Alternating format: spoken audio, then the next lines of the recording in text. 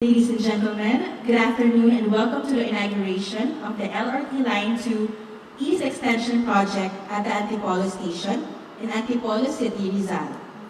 To formally begin our program, may we call on stage Light Rail Transit Authority Administrator Reynaldo I. Beroya for his welcome remarks and presentation. A round of applause, please.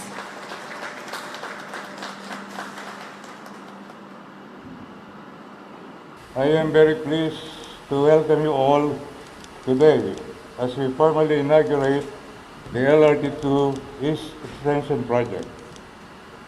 The need to extend the LRT2 existing system to Antipolo was seen 2 decades ago through a study conducted by the Japan International Cooperation Agency, or JICA. The nod was given in 2012 by the National Economic and Development Authority, leading to a groundbreaking ceremony held in June 2015, followed by groundbreaking ceremonies in June 2017 and April 2019 for its packages 2 and 3. Paving its way towards the golden age of infrastructure. This railway extension project is set to leave a modern purple footprint to the current administration's Build, Build, Build program. It is the fulfillment of government's promise to ease traffic congestion and to provide safe, reliable and efficient mode of transportation to our commuting public from the eastern part of Metro Manila and the province of Rizal. Looking behind this project, please allow me to give my snappy salute and sincere gratitude to the busy men and women who made this extension successful. The Department of Transportation, the LRT2 East Project Management Office, the contractors, consultants, and of course, all the laborers for dedicating their heart, blood, and sweat for this remarkable toil. The journey of completing the LRT2, the East Extension Project, has been challenging, but it's all worth it. Despite the pandemic, this project has come to completion. And finally, the LRT2 train will traverse the Marikina Pasig Station and Antipolo Station starting July 5, 2021. At this point, may I invite everyone to direct their attention to the screen for the audio, video, visual presentation of the LRT2 Extension Project. Sa wakas, paparating na ang pinakahihintay na bagong Marikina, Pasig at Antipolo Stations ng LRT Line 2. Ang LRT2 East Extension Project ay bahagi ng Master Plan for Metro Manila noong 1999 sa Metro Manila Urban Transportation Integration Study. Naaprubahan ito ng NEDA Board noong September 4, 2012. At sa wakas, matapos ang halos 2 dekada, pasisinayaan na ang proyekto ngayong July 1, 2021.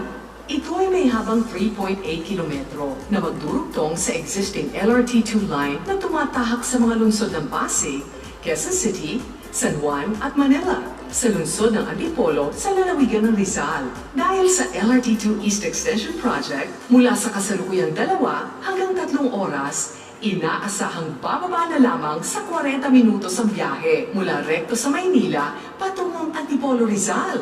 Tinatayang 80,000 na pasahero rin ang madadagdag sa kasalukuyang 240,000 passenger capacity ng LRT Line 2. Ang proyektong ito ay nagkakahalaga ng 9.51 bilyong piso na pinondohan gamit ang Official Development Assistance mula sa bansang Japan at budget mula sa pamahalaan. Katuwang ng DOTr at LRTA sa konstruksyon, ang DMCI, Marubeni, DMCI Joint Venture, expert railway engineers at consultants mula sa FTSC, KRNA Susang Consortium at CMX Consortium. Sa gitna ng pandemya, nagpursige ang Department of Transportation at Light Rail Transit Authority na gawing tuloy-tuloy ang konstruksyon ng LRT2 East Extension Project upang sa wakas ay may sa katuparan na ang isang pangarap na halos 2 dekada nang hinihintay ng ating mga kababayan. Hatid ng LRT2 East Extension Project ang mas mabilis, maginhawa at ligtas na biyahe ng ating mga kababayan na nangangahulugan na mas maraming oras na ang maaari nilang ibugol sa kanilang trabaho at pamilya. Arriving at LRT2 Marikina Pasig and Antipolo Stations. Paparating na sa LRT2 Marikina Pasig and Antipolo Stations. And at this point, may we enjoin everyone to witness the unveiling of the marker of the LRT Line 2 East Extension Project. May we request the President, assisted by Department of Transportation Secretary Arthur Tugade, Light Rail Transit Authority Administrator Reynaldo Alberoya, and Senator Christopher Lawrence Bongo to proceed at the center stage to lead the ceremonial unveiling of the marker. Ready, Mr. President? On the count of 3. 3, 2, 1. The marker reads as follows. LRT Line 2 East Extension Project inaugurated by President Rodrigo Roa Duterte, Republic of the Philippines, Antipolo City, Rizal, July 1, 2021. Built under President Rodrigo Roa Duterte's Build, Build, Build program by the Department of Transportation together with the Light Rail Transit Authority. A 3.8-kilometer extension project designed to enhance mobility in the eastern part of Metro Manila and the province of Rizal for the Filipino people and the traveling public. Thank you very much, Mr. President. At this point, may we call on stage Department of Transportation Secretary Arthur Tugade to introduce our guest of honor.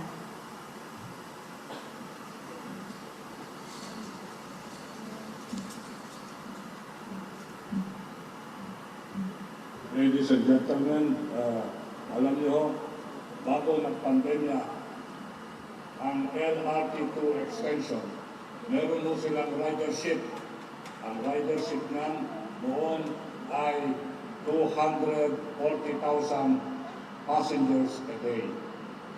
With this LRT Line 2 East Extension Project, nadadagdagan at madadagdagan yung ridership ng mga 80 hanggang 90,000 full capacity and assuming the new normal. Kaya naman, ang magiging kapasidad nitong bagong LRT with its Eastern LRT extension, ang kapasidad po niyan magiging 320,000 ridership per day. Ano ho yung mahalaga dito, Mr. President?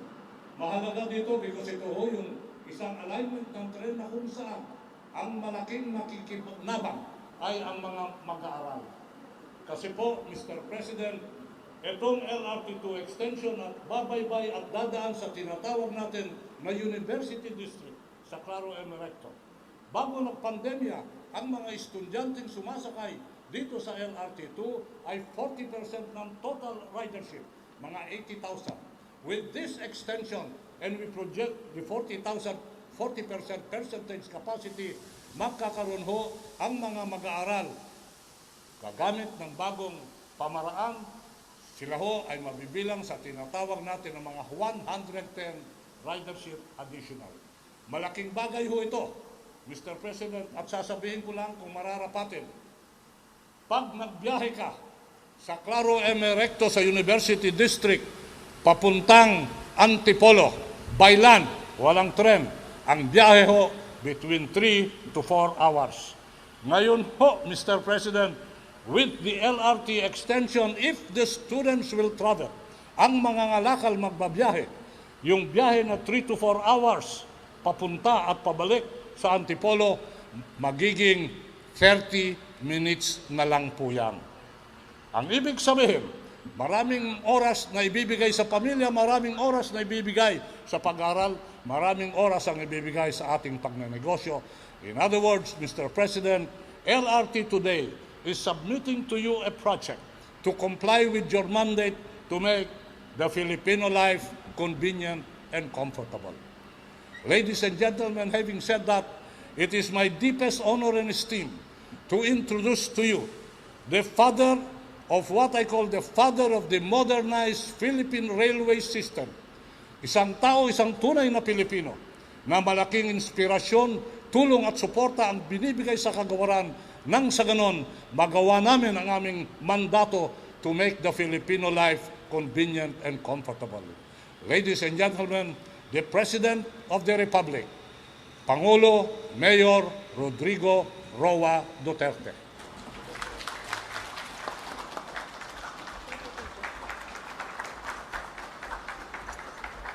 Kindly sit down. Thank you.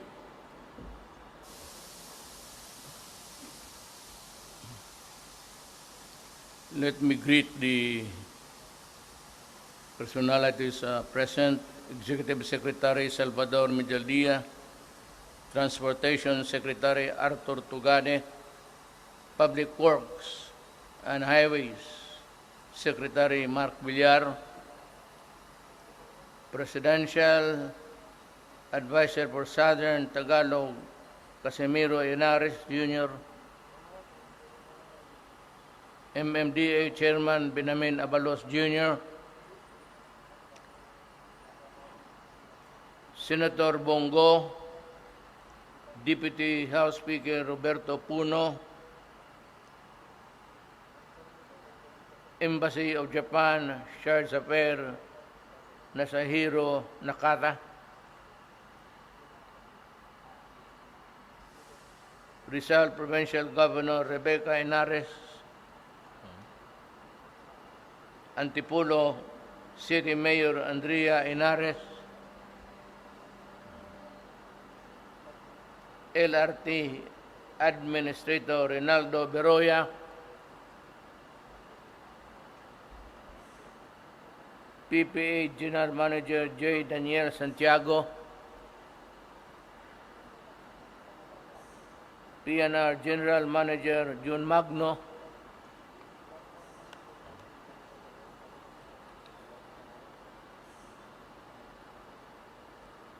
Angono Municipal Mayor Jerry May Calderon, Taytay Municipal Mayor Ricardo Gacula Jr. the third. Number second, former Governor Casimiro Henares the third, JICA Chief Representative Ego Asukisawa, fellow workers in government, other invited guests, ladies and gentlemen. I am pleased to be a part of today's inauguration of the Light Railway Transit Line 2 East Extension Project. One of the hallmarks of this administration's strong commitment to provide a better transportation system for all. Allow me to thank the hardworking and visionary workers and engineers who took part in the planning and construction of this railway extension and the two new stations that we opened today. Maraming salamat po sa ating mga manggagawang Pilipino. Let me also commend the Department of Transportation and all its key private sector partners for the completion of this key project, despite the difficulties posed by the COVID-19 pandemic. Your efforts and determination show that our government stops at nothing to carry on with its mandate to serve the people's interests no matter the circumstances.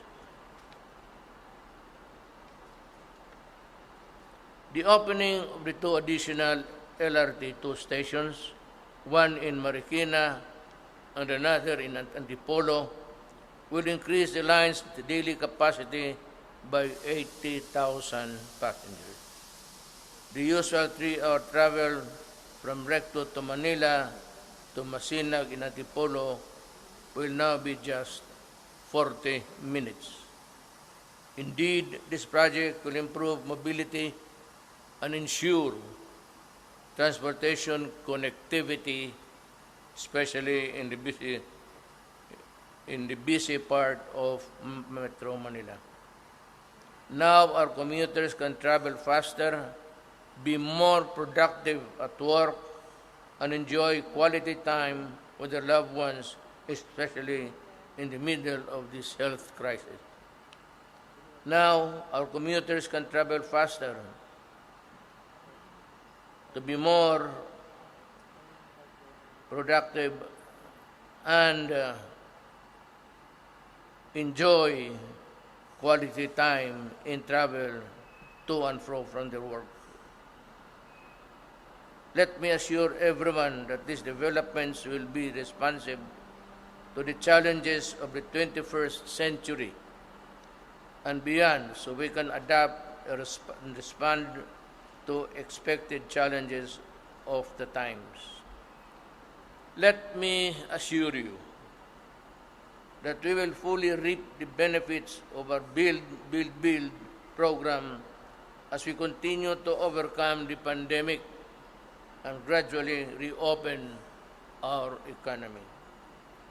I encourage everyone to help government in creating an environment that will allow the safe reopening of the economic activities. We can do this by getting vaccinated against COVID-19 and continuing to follow minimum health standards at work and in public places, especially in public transportation facilities like the LRT. To my kababayans, I invite you to remain steadfast in this journey as we reach our final destination of achieving a more comfortable and dignified life for every Filipino. Maraming salamat po. And for those who are here and are known to me, my apologies, I cannot search you out in the crowd, and it's the eyes. And of course, I do not have the list. But even then, I would say thank you for everything. Ask a question. Good afternoon po, I'm Rizal from TV5. Sir, medyo lilihis lang po ako na topic because after your talk to the people last Monday, Senator Manny Pacquiao released a list of government agencies na allegedly involved daw po sa corruption, including the DOTr. I cannot make out. Sir, Sorry, kasi may ano kaya. Hi sir, magandang hapon po. Tanggalin mo na lang yan. Sabay na tayo magka-COVID. Sir, magandang hapon po. Marisol Halili po from TV5. Sir, last Monday, after your talk to the people, Senator Manny Pacquiao released a list of government agencies na allegedly involved daw po sa corruption, which includes the DOH. How do you plan to respond to that, sir? Well, I will tell everybody that kung mention sila ni Pacquiao na may corruption, that they should cooperate 100%. Yung mga, alam mo, yung sa health, yung forward nila, yun yung mga accounts na bayaran ng World Bank pati Asian Development Bank. Ang yung papel doon, nandoon na pinumard na ata ni ano. So, if the Pacquiao does not know it, I've been telling people that itong gastos ng pandemic, naghiram tayo ng pera sa World Bank, and kung may obligasyon tayo, all they have to do, yung mga creditors can go to non-bank, to the World Bank and claim their dues. Wala hong hinawakang pera. So, maghanap pa si Pacquiao ng iba. Siya yung may sabi may corruption. So, it is his burden to identify the office, and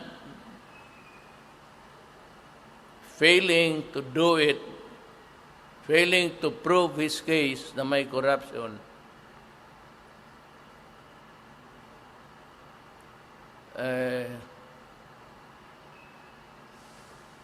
mahirap talaga itong, you know, when you are a champion in boxing, it doesn't mean to say that you are a champion in politics. So he's blubbering his mouth, tapos na. I am waiting for resort for the next department that he would choose to investigate. Pero imbestigahan niya ito, ha. Upuan niya ito.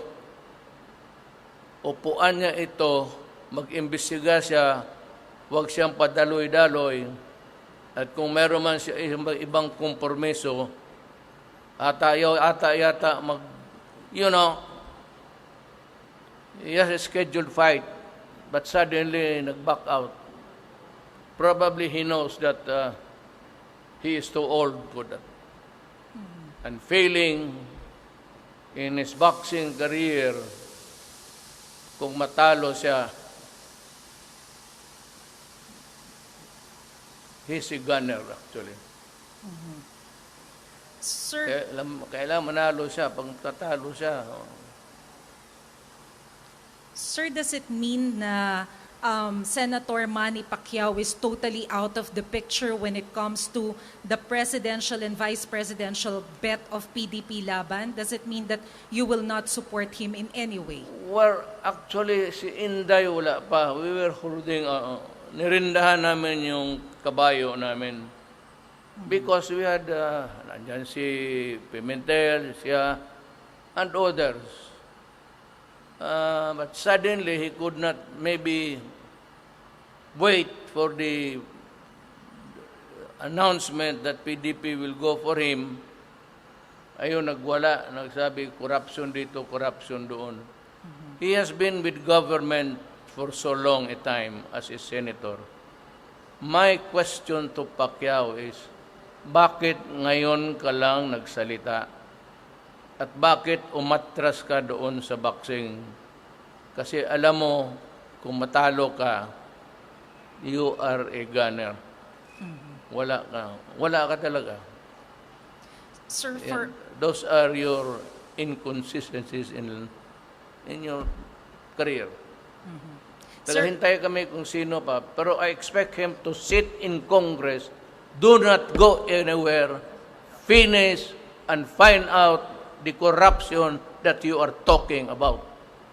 Kung mag-report ka lang, isang buwan, then I would say that you are a shit. A shit is a shit. Magtrabaho ka, hiningi mo yan, nandyan yung mga papel, start investigating, do not go elsewhere. Comply first with your duty as a senator. Tapusin mo yan, nandyan yung mga papeles. Huwag kang pa-absent. okay. Salamat po, sir. Good afternoon, Mr. President. I'm Joyce Balancho from ABS-CBN. Just like to ask, sir, what's the final decision? Do you have a final decision whether or not you will run for Vice President? Because some are saying medyo confusing daw po yung recent remarks ninyo on You are alok from sa inyo. ABS-CBN? Yes, sir. So, ABS-CBN is expecting me to lose because they were campaign against me. No, sir. But what hindi So ko I'm na, just following up a story regarding a possible vice presidency that you might seek, since you've mentioned some of your sentiments in your previous public speeches. pang ano lang yun sa political leverage, ano to, you would know what is a lame duck. Kaya ikaw, hindi ka talaga papayag na maging shit ka rin. So nandito ka, you try to posturing yan, political posturing, so that they would not treat you badly. Kasi paalis na ako eh.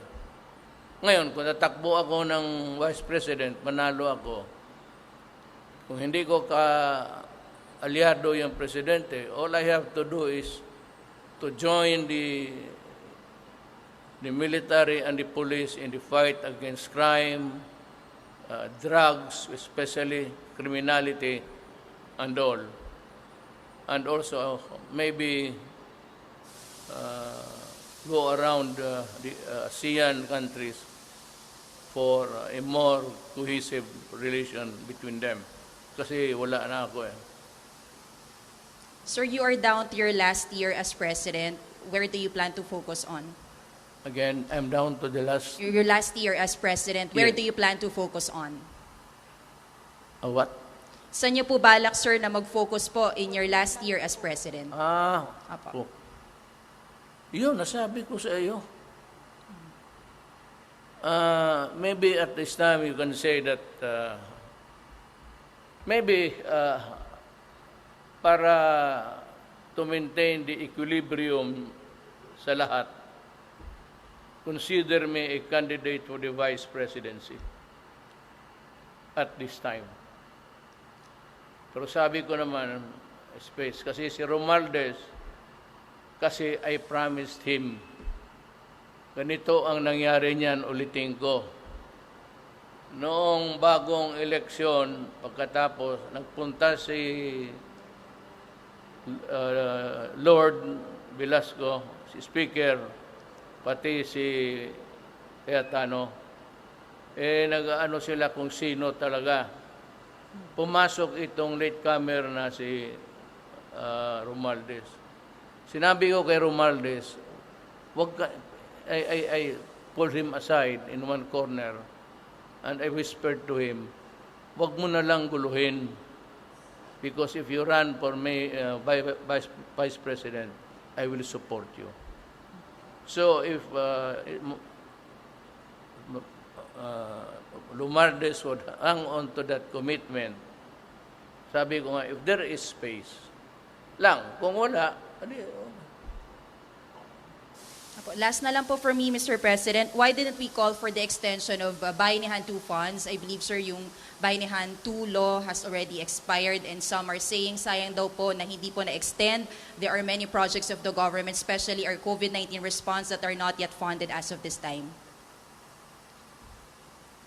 Hindi ko nakuha ito, but ang ating kasing problema, the real problem can be answered in one statement. Yung supply.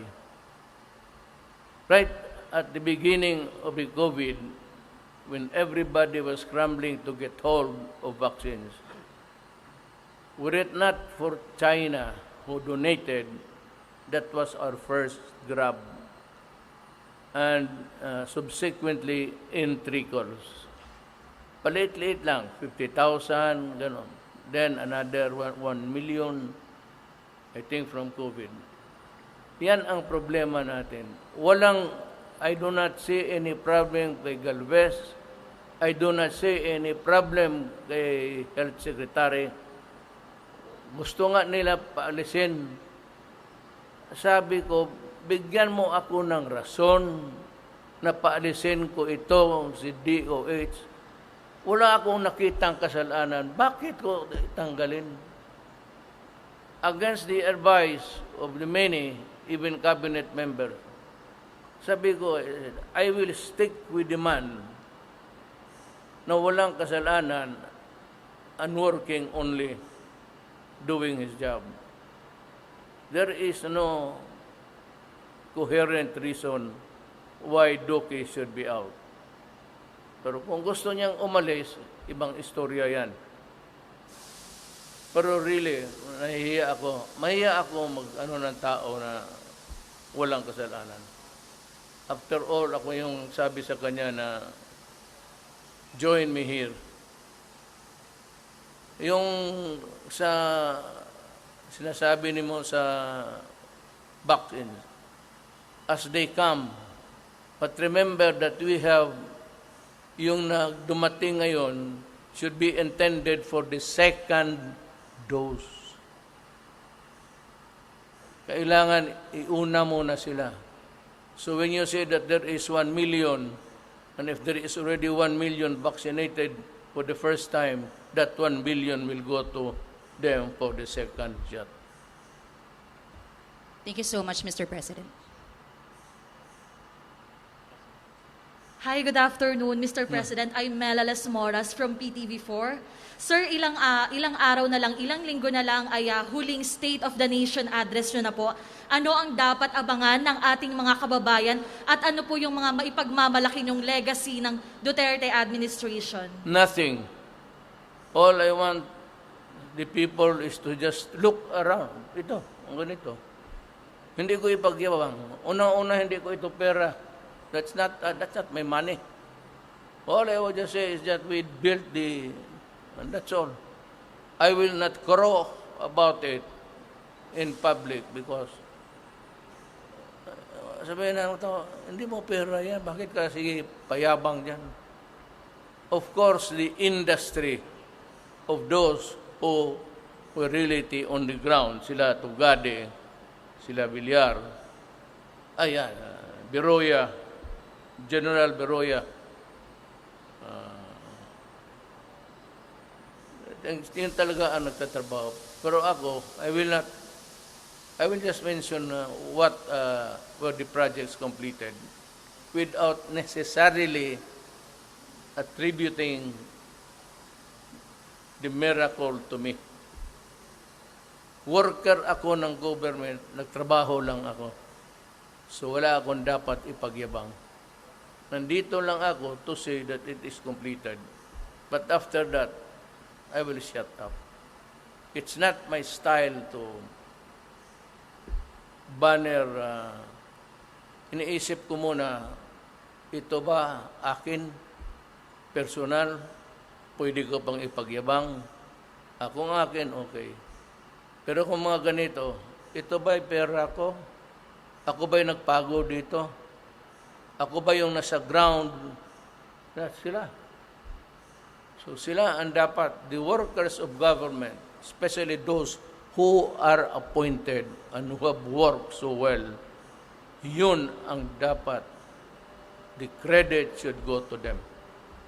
Opo. And panghuling katanungan na lamang po, Mr. President, ngayong araw lang kasi actually kanina lamang itinaas ng FIVOC sa Alert Level 3 ang status ng Bulkang Taal. Ano pong masasabi nyo rito? Ano pong paalala nyo sa ating mga kababayan at lokal na pamahalaan doon? Magkakaroon po ba tayo ng command conference ukol dito? Not necessarily.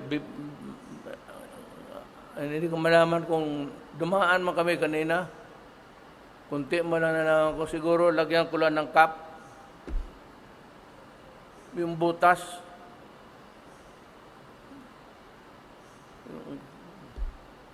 Paal na yan. May paalala po ba tayo, Mr. President, sa mga kababayan natin doon? There is always an exigency measure of government. Anong pangyayari? Nandyan sila Attorney Abalos. Kanila yan. Yung ibang trabahante ko, hindi ko nakita. Baka nahulog na doon sa butas. I was expecting to see them there. Here, brother. We will raise the alert on the level that it should. Now it's just a rumbling and it's spewing. I don't know if it's really the ashes. Apektado daw tayo. But it's not really a grave concern for us at this time. Maybe it will degenerate into something bad. By that time, you will know. Andiyan na lahat, nakaposisyon na yung mga gaya ng DSWD, si General Bautista, si Rolling. Nilagay ko yan dyan because methodical yung niya. Mayroon na siyang advance mga warehouse for mga satulong. Pagka pumutok yung daan, mayroon na doon. Naka-station na yung mga tulong nila. It could get worse, but I said there will be instant gratification because there are workers on the ground ready. Yan ang gusto ko sa military. May methodical ang nila. And the rest are also good. Okay, maraming salamat po, Mr. President. Let me clarify. Yung libre for 2 weeks should be Santolan to Antipolo stations and vice versa. Ladies and gentlemen, that concludes our program. Marami pong salamat, mahal na Pangulo, sa pangunguna sa inauguration